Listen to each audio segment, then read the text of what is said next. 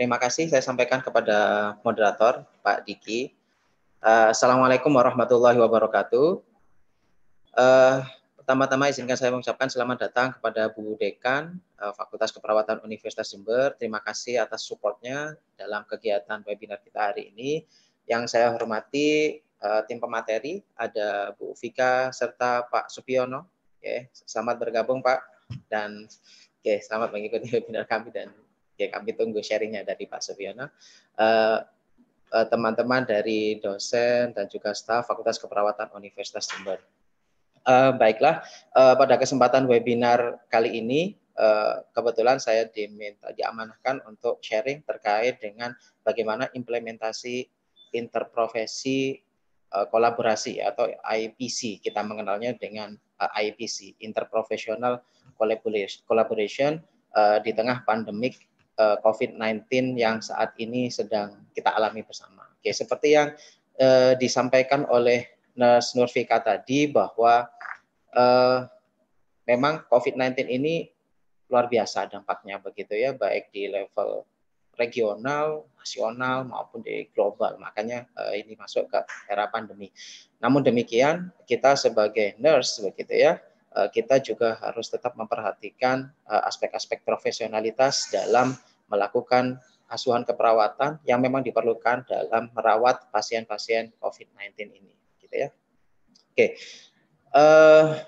ini ya Bapak Ibu sekalian, para peserta Zoominar, bahwa hari ini kita akan sharing terkait dengan ini. Kita review lagi kolaborasi interprofesi, karena memang bisa jadi istilah ini belum terlalu familiar pada sebagian orang, tapi sebenarnya kita sudah melakukannya saat kita melakukan praktek asuhan keperawatan di rumah sakit terutama.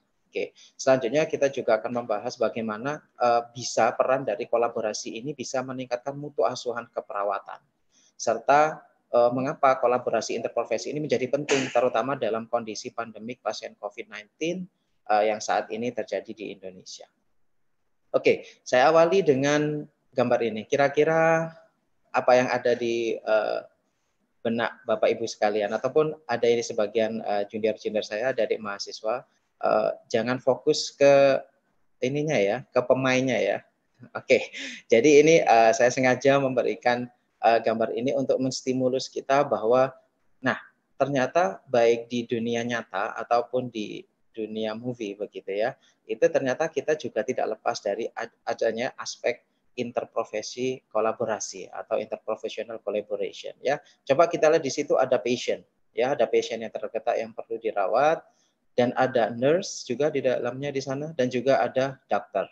Nah, apa yang dimaksud di sini? Nah, berarti kita paling tidak sudah ada gambaran. Yang dikatakan interprofesi itu adalah adanya kerjasama, adanya kolaborasi antara beberapa tenaga kesehatan dan di satu ruang, di satu waktu begitu, untuk memberikan tindakan kepada pasien, baik itu asuhan keperawatan maupun tindakan kesehatan yang lain, gitu ya. Jadi gambarannya seperti ini. Sekali lagi bisa kita lihat dari gambar ini, ada pasien yang membutuhkan bantuan kita, terus ada kolaborasi di sana. Nggak bisa hanya dokter sendiri di situ, nggak bisa hanya ada nurse di situ, gitu ya. Sehingga semuanya saling support satu sama lain. Nah, dari sini bisa kita sampaikan bahwa yang dikatakan kolaborasi interprofesi itu adalah working in partnership. Jadi kita bekerjanya berpartner, kita bekerjanya berpasangan dengan profesi maupun organisasi yang lain, ya. Profesi maupun organisasi yang lain dalam hal ini tentu saja adalah dalam bidang kesehatan, ya. Baik itu secara individual, keluarga, ataupun kelompok, bahkan secara komunitas, gitu ya. Nah, ini kalau kita gambarkan, ini bisa kita lihat di sini. Interprofessional collaboration ini ada dokter ya, medicine, ada dentistry, ada ini ya tenaga kedokteran gigi, ada farmasi, ada osteopati, ada public health, dan juga ada nursing. Bahkan di sini ada social work. Mungkin kalau kita di Indonesia ini ya agak jarang menjumpai ada social work di rumah sakit ya. maupun ada di beberapa rumah sakit yang besar gitu. Tapi ini sangat familiar saat kita di beberapa negara maju gitu untuk social work-nya luar biasa banyak di sana gitu ya. Nah, sekali lagi kita harus meng-highlight ini bahwa yang dikatakan interprofessional collaboration ini kita bekerjanya bareng dengan profesi kesehatan yang lain gitu ya. Nah, saat kita berdiskusikan IPC atau interprofessional collaboration ini kita tidak bisa melepaskan yang namanya IPE ya atau kepanjangannya adalah interprofessional education. Jadi sebelum terjadinya IPC itu kita lakukan boleh dibilang melatihnya dulu gitu ya, atau pemanasannya dulu kita lakukan yang namanya interprofessional education dan itu kita lakukan selama masa pendidikan. Jadi di tatanan pendidikan tinggi untuk yang jurusan nursing itu kita mulai kenalkan dengan apa itu interprofesi edukasi. Untuk teman-teman yang di kedokteran gigi, di farmasi, di kesehatan masyarakat, di gizi, di kebidanan dan lain sebagainya, itu juga harus kita kenalkan. Makanya seringkali tapi saya memang ya ini perlu kita sampaikan bahwa belum semua universitas ataupun pendidikan tinggi menjalankan interprofessional education ini dengan holistik gitu ya. Sehingga ini menjadi tantangan kita bersama ke depan, terutama teman-teman pengelola pendidikan tinggi, kita harus mulai menerapkan interprofessional education ini. Sehingga apa? Kedepannya mahasiswa kita akan lebih familiar lagi dan bisa melaksanakan kolaboratif praktis. Karena mereka tidak akan bisa bekerja dengan profesi kesehatan lain tanpa kita latih sedini mungkin, gitu ya. Nah, kebetulan kalau untuk di Fakultas Keperawatan Universitas Jember, kita sudah mengenalkan mahasiswa mulai dari semester pertama, kita sudah kenalkan interprofessional education. Dan mereka kita dorong, mereka kita support untuk secara personal, secara mandiri untuk mulai kenalan dulu dengan teman-teman yang kuliahnya di Fakultas Kedokteran, dengan Fakultas Kesehatan Masyarakat. Jadi mereka bisa sharing, mereka bisa tahu kalau masuk di keperawatan itu apa saja yang dipelajari, apa saja yang dilakukan, prakteknya meliputi apa saja, sehingga mereka bisa sharing informasi dan itu harapannya ke depannya. Nah, karena mereka juga nanti saat bekerja di rumah sakit, di klinik, begitu ya, dan di tatanan yang lain, mereka akan bertemunya ya dengan dokter, dengan ahli gizi, dengan bidan dan lain sebagainya. Nah, makanya ini menjadi penting saat sebelum kita terjun di rumah sakit untuk melakukan kolaboratif yang real, gitu. Maka ini kita pembiasaan dulu, yaitu di tatanan perguruan tinggi atau di pendidikan tinggi kesehatan. Oke. Nah, kenapa ini menjadi penting untuk kolaboratif praktis? Dan ini asalnya atau berawalnya adalah dari local health needs. Jadi kita tahu bahwa semuanya kesehatan adalah hal yang utama, begitu ya. Nah, sehingga kesehatan menjadi modal bagi kita untuk bisa beraktivitas dengan baik. Gitu ya. Nah, kita lihat di sini dari gambar yang ada ini ya. Entry point-nya adalah adanya fragmented health system. Kenapa dibilang fragmented? Sekarang kita saat berbicara nursing begitu ya, atau keperawatan. Keperawatan kita tahu body of knowledge-nya seperti apa begitu ya. Jadi tidak semua bidang kesehatan akan dipelajari di keperawatan. Sehingga kita fokus ke keperawatan. Nah, dikatakan fragmented, maka karena juga nanti ada kedokteran mempelajari ini ya. Terus ada juga farmasis, teman-teman farmasi mempelajarinya, ada body of knowledge-nya masing-masing. Nah, bagaimana ini nantinya upayanya bisa mereka tidak terfragmentasi lagi, yaitu bisa menjadi gabung menjadi satu. Nah, ini sekali lagi yang saya singgung tadi bahwa kita harus melaksanakan yang namanya interprofessional education. Gitu ya, jadi saling melengkapi satu sama lain.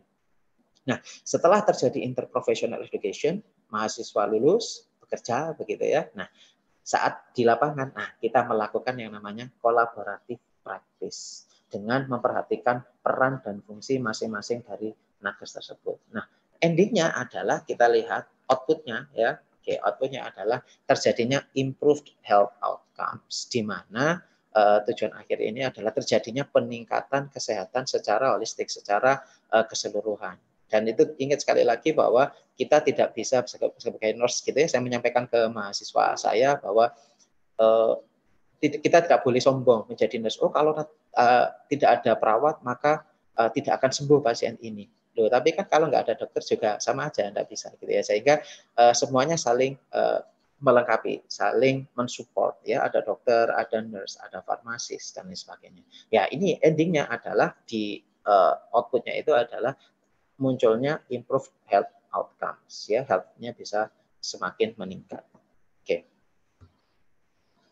Nah, di mana sekarang posisi kita sebagai seorang nurse dalam menjalankan yang namanya interprofessional collaboration, gitu ya. Saya rasa kita sudah tahu semua ya bahwa salah satu peran dari nurse atau perawat adalah kita sebagai kolaborator, gitu. Nah, ini saya mengingatkan lagi mungkin Bapak Ibu sekalian atau para peserta Zoominar saat ini yang belum mengakses ini nanti bisa dibaca di keputusan DPP ya, DPP dari PPNI tahun 2020 ini tentang tim penanganan coronavirus disease ya, tentang tim penanganan COVID-19 PPNI tahun 2020 gitu ya. Nah, mungkin kita sudah mendapatkan ini tapi biasanya skip aja. Mungkin kita bisa membaca ini ada 2 poin utama di situ, nurse position atau posisi kita sebagai perawat dalam melaksanakan interprofesi kolaborasi itu apa. Jadi yang pertama, kita sebagai nurse bisa melakukan koordinasi. Nah, ini sudah tertulis dengan jelas ya, eksplisit tertuang di dalam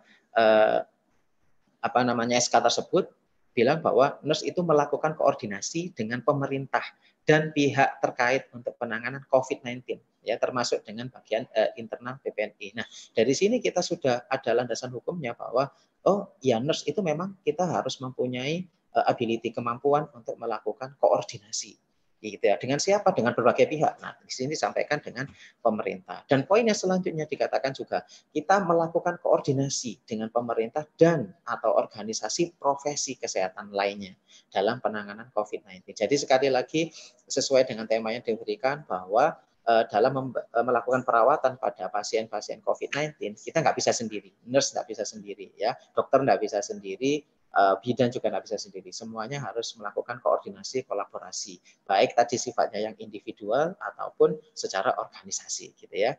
Oke, agar perawat juga ini tujuannya mendapat perlindungan dalam melakukan asuhan keperawatan. Kemarin beberapa waktu yang lalu ya di awal-awal COVID ini masuk di Indonesia itu sempat semua harga APD naik, gitu ya, dan beberapa rumah sakit, puskesmas itu mengalami kekurangan dari APD dan sebagainya. Nah, ini kan sudah akhirnya terus dilakukan kolaborasi, koordinasi. Ini bagaimana, ini apa yang bisa kita lakukan, gitu ya. Sehingga alhamdulillah saat ini sepertinya sudah mulai membaik, sudah mulai tercukupi untuk kebutuhan APD dan sebagainya. Nah, awalnya dari mana ini? Itu tadi, dari adanya koordinasi antar lini, baik dengan pemerintah maupun organisasi profesi kesehatan yang lain, saling support satu sama lain. Oke. Nah, oke, dari tadi kita sudah menyampaikan terkait dengan apa itu interprofesi kolaborasi. Nah, emang apa yang dilakukan di kolaborasi tersebut? Oke, yang pertama kita ada role clarification, gitu ya. Saat memberikan pelayanan asuhan keperawatan, gitu ya, di rumah sakit, kita harus jelas role-nya kita sebagai apa. Kita sebagai nurse, mana bagian-bagian yang bisa dilakukan oleh nurse. Nanti teman-teman semua atau para peserta semua bisa buka lagi ya undang-undang keperawatan kita sebagai individual, kalau di komunitas seperti apa, di masyarakat seperti apa, sudah ada role dan fungsinya, nanti di-refresh lagi. Nah, ini kita harus tahu ya, role clarification-nya kita sebagai apa. Nanti dokter melakukan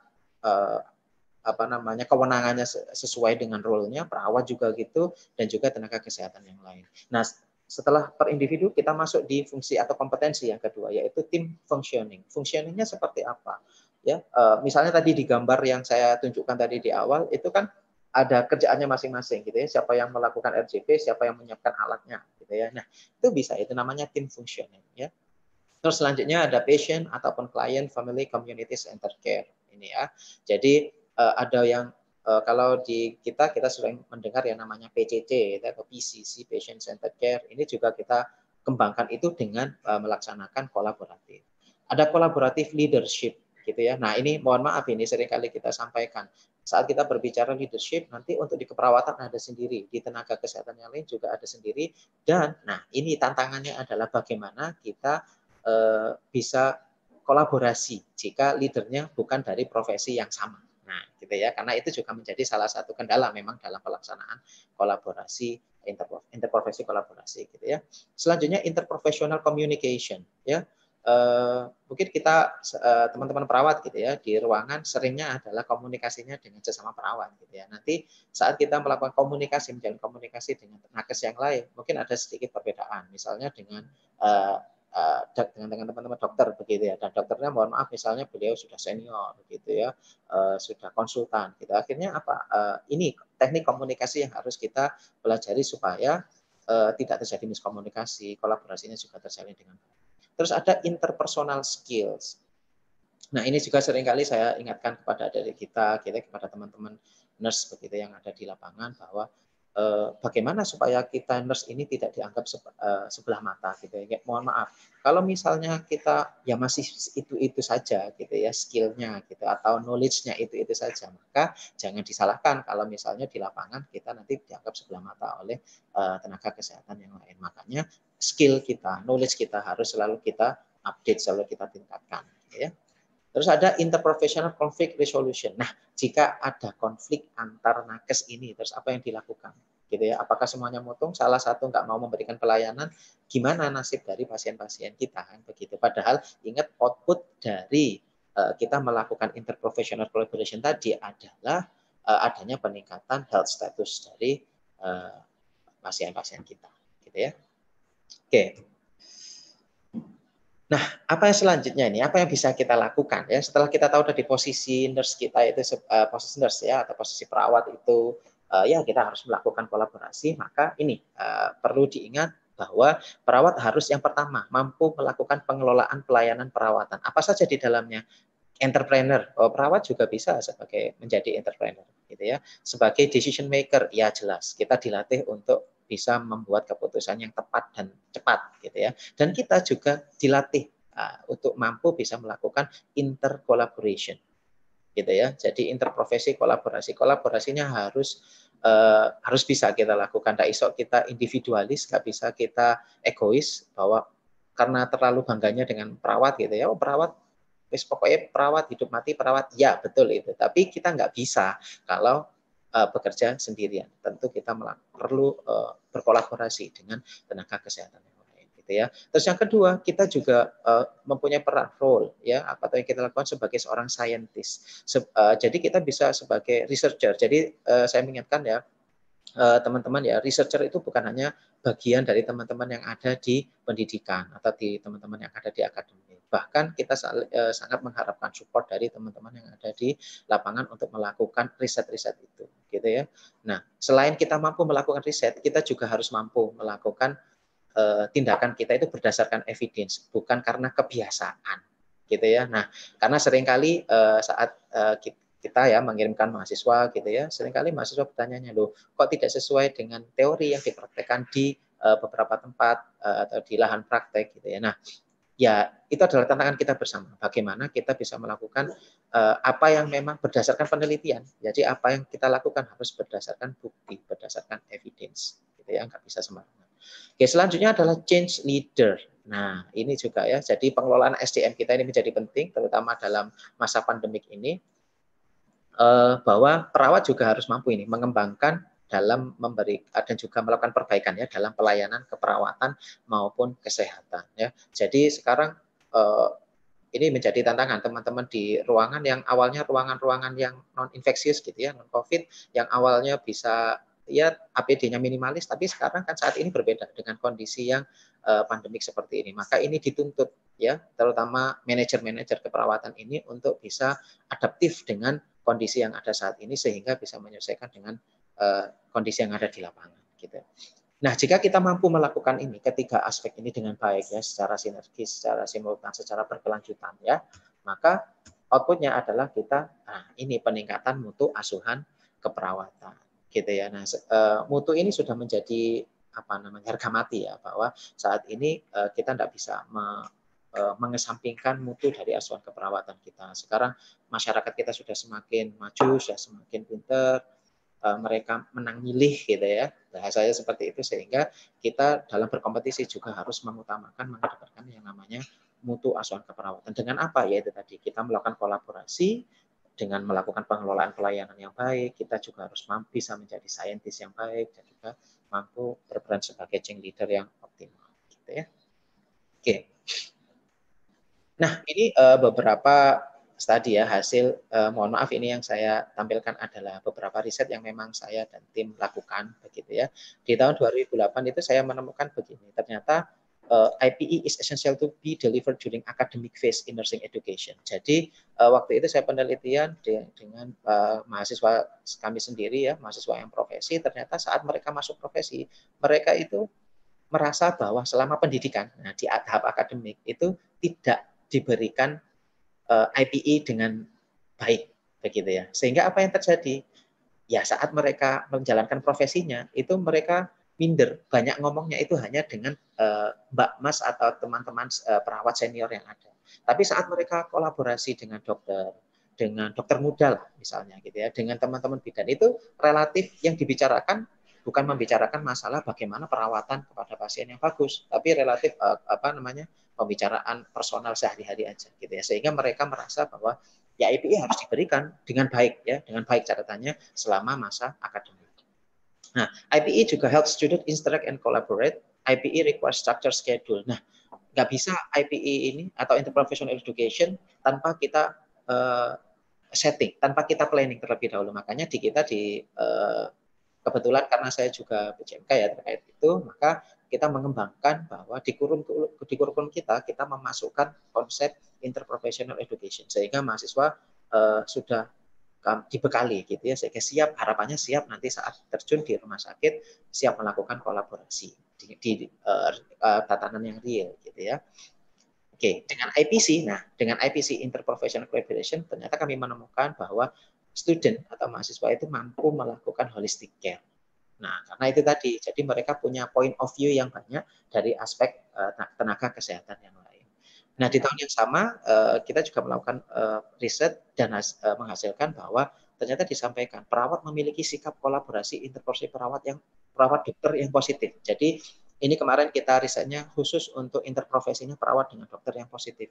Nah, ini berarti ditemukan bahwa sebenarnya perawat-perawat kita sebenarnya sudah mau melakukan kolaborasi interprofesi gitu. Nah, ini yang menjadi tantangan adalah bagaimana dilihat dari aspek nakes yang lain. Ini masih menjadi PR. Misalnya dari sisi dokter, dari dentis, dari farmasis gitu ya. Bagaimana mereka menanggapi. Di 2019 kami juga mendapatkan bahwa hasil riset kami mengatakan mahasiswa yang pernah melaksanakan IPE memiliki kesiapan yang lebih tinggi dalam melaksanakan IPC di rumah sakit. Nah, ini nyambung dengan penelitian yang tadi di 2018 tadi bahwa semakin menguatkan ternyata pentingnya penyusunan kurikulum yang bagus, yang terstruktur, yang terplanning terkait dengan IPE ini. Nah, sehingga saat kita sudah memberikan itu, outputnya nanti mahasiswa lebih siap lagi dalam melakukan interprofessional collaboration di rumah sakit. Ya. Mohon maaf, Nurse Devai, waktunya tinggal 2 menit lagi. 2 menit, oke. Ya, terima kasih Pak Diki.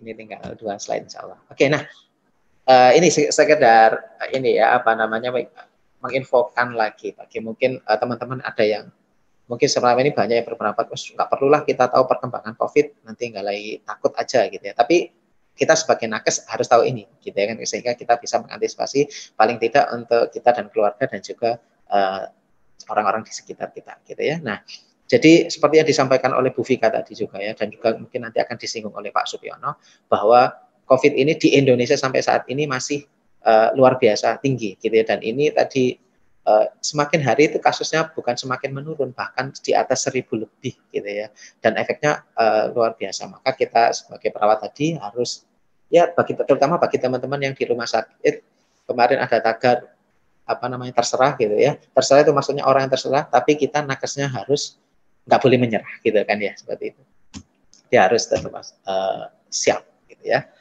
Oke saya rasa ini tadi ya bahwa bagaimana kita bisa meningkatkan improve patient outcomes itu terutama pada spesifik pada kasus COVID yang memang saat ini sedang kita hadapi bersama, kita harus mampu melakukan kolaborasi ini. Mengapa? Karena akan meningkatkan coordinate care, jadi lebih holistik, lebih komprehensif perawatan yang akan kita berikan kepada pasien kita. Oke, terus strategi apa saja ini yang bisa kita lakukan? Ya, tentu saja dari top manager, ya, manajemen praktisnya ini harus mensupport terkait dengan pelaksanaan ini. Kalau enggak, jangan berharap bahwa kolaborasi ini bisa terjalin dengan baik, gitu ya. Terus ada komitmen dari masing-masing tenaga kesehatan untuk bisa melakukan kolaborasi. Tadi itu kita harus mengesampingkan ego bahwa kalau nggak ada perawat nggak akan sembuh pasien ini, kalau nggak ada dokter nggak bisa sembuh, nggak bisa seperti itu. Nah, kita harus semuanya komitmen bahwa semuanya punya peran di porsinya masing-masing dan harus saling support gitu ya. Terus yang selanjutnya change the culture of the workplace. Jadi culture-nya seperti apa? Kalau seperti ini yang selama ini terjadi mungkin salah satu tenaga kesehatan lebih superior daripada tenaga kesehatan yang lain, itu harus kita change, harus kita stop. Semuanya setara sehingga bisa memunculkan strategi kolaborasi yang benar-benar applicable gitu ya.